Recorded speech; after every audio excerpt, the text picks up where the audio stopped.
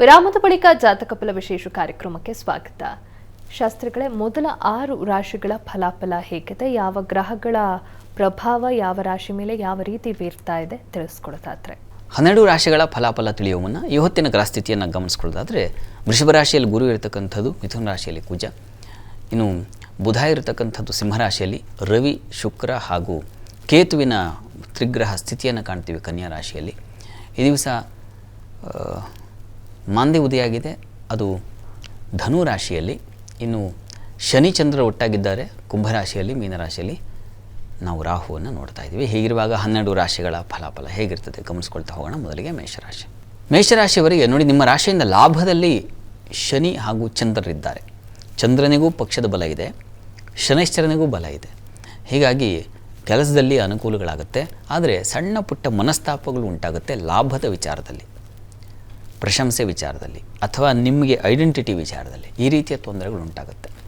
ಮತ್ತು ಈ ದಿವಸ ಏಕಾಗ್ರತೆ ಕೂಡ ತಪ್ಪಿ ಹೋಗುತ್ತೆ. ಜೊತೆಗೆ ಈ ದಿವಸ ನಿಮ್ಮ ಮಕ್ಕಳ ವಿಚಾರದಲ್ಲಿ ಮಹಾ ಕಿರಿಕಿರಿ, ಅಸಮಾಧಾನ ಸೂಚಿಸ್ತಾ ಇದೆ. ಇದೆಲ್ಲದರ ನಿವಾರಣೆಗೆ ಲಲಿತಾ ಸಹಸ್ರನಾಮ ಹೇಳ್ಕೊಳ್ಳಿ. ಇನ್ನು ವೃಷಭ ರಾಶಿ. ವೃಷಭ ರಾಶಿಯವರಿಗೆ ಈ ದಿವಸ ನೋಡಿ, ವೃತ್ತಿಯಲ್ಲಿ ಸ್ವಲ್ಪ ಮಾನಸಿಕ ಒತ್ತಡ ಬರ್ತದೆ, ಸ್ವಲ್ಪ ಅಸಮಾಧಾನವಾಗಿರುತ್ತದೆ. ಕೆಲಸ ಯಾಕೋ ಪೂರ್ಣತೆ ಆಗೋದಿಲ್ಲ, ವಿಳಂಬ ಆಗುತ್ತೆ, ಇದೆಲ್ಲ ಸೂಚಿಸ್ತಾ ಇದೆ. ಈ ದಿವಸ ನಿಮಗೆ ಮುಖ್ಯವಾಗಿ ವಸ್ತು ನಷ್ಟತೆ ಸೂಚಿಸ್ತಾ ಇದೆ. ಗಮನ ಇರಲಿ ವಸ್ತುಗಳ ಬಗ್ಗೆ. ಎಲ್ಲೋ ಪ್ರಯಾಣ ಮಾಡ್ತಾ ಇರ್ತೀರ ಅಥವಾ ಇನ್ಯಾವುದೋ ಕೆಲಸ ನಿಮಿತ್ತ ಹೋಗ್ತಾ ಇರ್ತೀರ, ಆ ಸಂದರ್ಭದಲ್ಲಿ ಯಾವುದು ವಸ್ತು ಬೇಕಾಗಿದೆ ಮುಖ್ಯವಾದದ್ದು ಅದೇ ಬಿಟ್ಟು ಹೋಗೋದು, ಅದೇ ಮಿಸ್ಪ್ಲೇಸ್ ಆಗೋದು ಅಥವಾ ಅದೇ ಕಳೆದು ಹೋಗೋದು, ಈ ಥರದ ಸಾಧ್ಯತೆ ಇದೆ, ಹುಷಾರಿರಲಿ. ಇನ್ನು ಇದರ ಹೊರತಾಗಿ ನೀವು ಈ ದಿವಸ ಒಂದು ಸ್ವಲ್ಪ ಮಾನಸಿಕ ದುಃಖ, ವ್ಯಥೆ ಉಂಟಾಗುತ್ತೆ. ಕಿರಿಕಿರಿ, ಸ್ತ್ರೀಯರಿಗೆ ಸ್ವಲ್ಪ ಉದರ ಬಾಧೆ ಇದನ್ನು ಸೂಚಿಸ್ತಾ ಇದೆ. ಬೌದ್ಧಿಕ ಕುಸಿತ ಇದೆಲ್ಲ ಇದೆ, ಸ್ವಲ್ಪ ಅಸಮಾಧಾನವಾಗಿದೆ. ಈ ದಿವಸ ತಪ್ಪದೇ ನೀವು ದುರ್ಗಾ ಸನ್ನಿಧಾನದಲ್ಲಿ ಪಂಚಾಮೃತ ಸೇವೆ ಮಾಡಿಸಿ. ಇನ್ನು ಮಿಥುನ ರಾಶಿ. ಮಿಥುನ ರಾಶಿಯವರಿಗೆ ಈ ದಿವಸ ಸಂಗಾತಿಯ ವಿಚಾರದಲ್ಲಿ ತೊಡಕುಗಳು, ಭಿನ್ನಾಭಿಪ್ರಾಯಗಳು ಬರುತ್ತೆ. ಈ ದಿವಸ ಬಂಧು ವಿಚಾರಗಳಲ್ಲಿ ತೊಡಕುಗಳು, ತುಂಬ ಕ್ಲೋಸ್ ಫ್ರೆಂಡ್ಸ್ ಜೊತೆಗೆ ಅತಿಯಾದ ವರ್ತನೆ, ಅತಿ ಸರ್ವತ್ರ ವರ್ಜಯೇತ್ ಅಂತ ಹೇಳಿದೆ. ಎಲ್ಲೂ ಅತಿ ಇರಬಾರ್ದು, ಅತಿ ಮಾಡಬಾರ್ದು. ಆ ರೀತಿಯ ಅತಿಯೇ ನಿಮಗೆ ತೊಂದರೆ ಆಗೋ ಸಾಧ್ಯತೆ ಇದೆ. ಈ ದಿವಸ ಗಮನ ಇರಲಿ. ಈ ದಿವಸ ಕೆಲಸದಲ್ಲೂ ಅಷ್ಟೇ ಸ್ವಲ್ಪ ತೊಡಕುಗಳನ್ನು ಸೂಚಿಸ್ತಾ ಇದೆ. ಕೆಲಸ ಸ್ಥಳದಲ್ಲಿ ಸ್ವಲ್ಪ ಮಟ್ಟಿಗೆ ಕಿರಿಕಿರಿ ಆಗೋ ಸಾಧ್ಯತೆ ಇದೆ. ಇದೆಲ್ಲದರ ನಿವಾರಣೆಗೆ ಅನಂತ ಪದ್ಮನಾಭ ಸ್ವಾಮಿ ಸ್ಮರಣೆ ಅದು ತುಂಬ ಅನುಕೂಲ ಮಾಡಿಕೊಡುತ್ತೆ. ಇನ್ನು ಕರ್ಕಟಕ ರಾಶಿ. ಕರ್ಕಟಕ ರಾಶಿಯವರಿಗೆ ಈ ದಿವಸ ಶತ್ರುಗಳ ಬಾಧೆ ಸೂಚಿಸ್ತಾ ಇದೆ. ದೇಹಕ್ಕೆ ಪೆಟ್ಟಾಗೋ ಸಾಧ್ಯತೆ ಇದೆ. ಸಾಲದ ಸುಳಿ ಸಿಕ್ಕಾಕೊಳ್ಳೋ ಸಾಧ್ಯತೆ ಸೂಚಿಸ್ತಾ ಇದೆ, ಹುಷಾರಾಗಿರಿ. ವೈಷಮ್ಯಗಳು, ಶತ್ರುತ್ವ, ಏನು ಈರ್ಷೆ ಅಂತೀವಲ್ಲ, ಆ ರೀತಿಯ ತೊಂದರೆಗಳು ಬರುತ್ತೆ. ಮತ್ತು ಈ ದಿವಸ ಸ್ವಲ್ಪ ಮಟ್ಟಿಗೆ ಈ ಸಹೋದರಲ್ಲಿ ಕೂಡ ಮನಸ್ತಾಪ ಬಂದುಬಿಡುತ್ತೆ. ಧೃತಿಗೆಡ್ತೀರ, ಹೆಣ್ಮಕ್ಳು ಧೈರ್ಯಗೆಡ್ತೀರ. ಭಯದ ವಾತಾವರಣ ಸೂಚಿಸ್ತಾ ಇದೆ. ಮತ್ತು ಆರೋಗ್ಯದಲ್ಲೂ ಬಾಧೆ ಸೂಚಿಸ್ತಾ ಇದೆ. ಅಂತೂ ತೊಡಕಿದೆ ನಿಮಗೂ ಕೂಡ. ಹೀಗಾಗಿ ತಪ್ಪದೆ ಶಿವ ಸನ್ನಿಧಾನದಲ್ಲಿ ಅಭಿಷೇಕ ಮಾಡಿಸಿ, ಸೇವೆ ಮಾಡಿಸಿ, ಯಾವುದಾದ್ರು ಅಷ್ಟೋತ್ತರ ಸೇವೆ ಮಾಡಿಸಿ. ಇನ್ನು ಸಿಂಹರಾಶಿ. ಸಿಂಹರಾಶಿಯವರಿಗೆ ದಿವಸ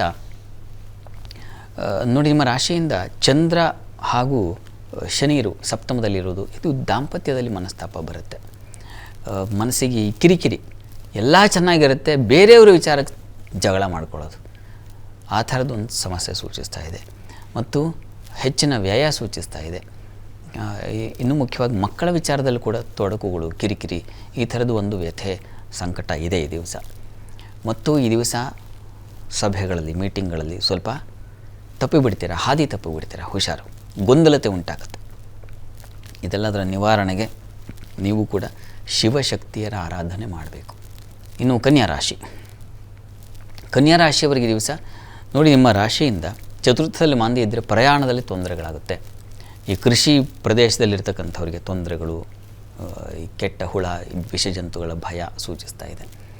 ಇನ್ನು ಈ ದಿವಸ ಸ್ತ್ರೀಯರಿಗೆ ಆರೋಗ್ಯ ಬಾಧೆ, ರೋಗ ಬಳಲೋದು, ಕಾಲಿನ ಬಾಧೆ ಸೂಚಿಸ್ತಾ ಇದೆ. ಕಾಲಿನ ತೊಂದರೆ, ಪೆಟ್ಟಾಗೋ ಸಾಧ್ಯತೆ ಇದೆ. ಇನ್ನು ಜೊತೆಗೆ ಸ್ವಲ್ಪ ದೇಹ ಕುಸಿಯುತ್ತೆ, ಯಾಕೋ ಸ್ವಲ್ಪ ಸುಸ್ತಾಗುತ್ತೆ. ಈ ರೀತಿಯ ಒಂದು ಸಂದರ್ಭ ಇದೆ. ಧನ್ವಂತರಿ ಪ್ರಾರ್ಥನೆ ಮಾಡಿ. ಇನ್ನುಳಿದ 6 ರಾಶಿಗಳ ಫಲಾಫಲಗಳನ್ನು ತಿಳಿಸ್ಕೊಡಿ ಶಾಸ್ತ್ರಿಗಳೇ. ಅದಕ್ಕೂ ಮುಂಚೆ ಮತ್ತೊಂದು ವಿರಾಮ ತಗೊಂಡು ಬರೋಣ. ಜಾತಕ ಫಲ ವಿಶೇಷ ಕಾರ್ಯಕ್ರಮ ಮುಂದುವರಿತ ಮತ್ತೊಂದು ಪುಟ್ಟ ವಿರಾಮದ ಬಳಿಕ.